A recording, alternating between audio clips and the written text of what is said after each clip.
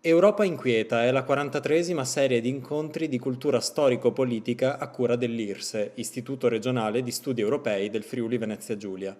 3 incontri coordinati dal giornalista e scrittore Roberto Reale. Quali sono gli argomenti che avete scelto di trattare in questo corso e perché? Ma il tema è quello dell'Europa inquieta. Ma cos'è che genera questa inquietudine oggi?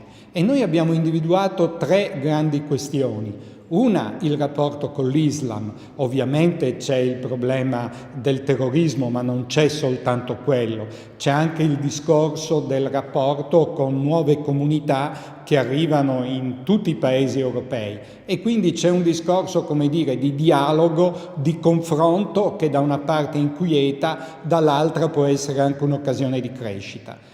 Poi l'altro tema è la mancanza di un'opinione pubblica europea, cioè di momenti, di luoghi nei quali tutti gli europei discutano assieme. Questo, per esempio, per quanto riguarda i giovani già accade in qualche modo, ma il problema per le generazioni più avanti con gli anni, il problema è grande.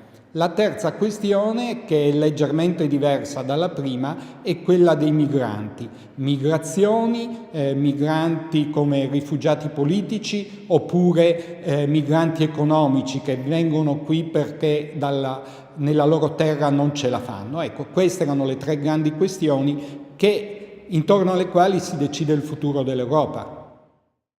I mass media di oggi tendono a creare più allarmismo di quanto succedeva con i mezzi di comunicazione del passato. Quali sono le differenze o le analogie nella diffusione delle notizie? Ma i media attuali, per ragioni che sono eminentemente commerciali, nel senso la lotta per l'audience e anche per ragioni professionali che sono il fatto di arrivare primi sulla notizia, tendono a enfatizzare tutto ciò che genera allarme, tutto ciò che è figlio di conflitti, tutto ciò che può provocare inquietudine. Pensate che in Italia siamo al più basso numero di omicidi oggi dal tempo dell'unità, cioè negli ultimi 150 anni abbiamo il più basso numero di omicidi. Se uno guarda la televisione gli omicidi sembrano tantissimi, mentre invece soltanto 20 anni fa erano 10 volte tanti.